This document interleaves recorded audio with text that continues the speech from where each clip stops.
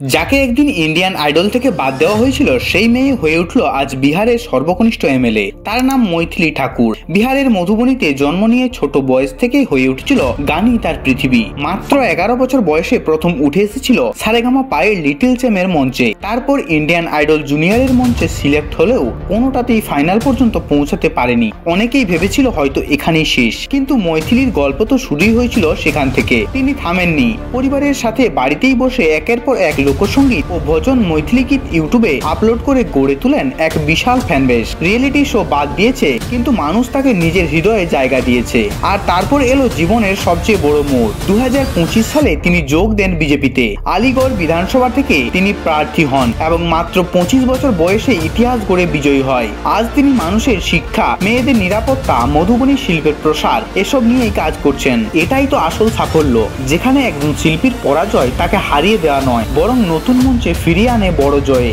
মৈথিলী ঠাকুর প্রমাণ করে দিয়েছেন বাদ পড়া মানে শেষ নয়। যদি ইচ্ছে থাকে যে কোনো মঞ্চে জয় সম্ভব।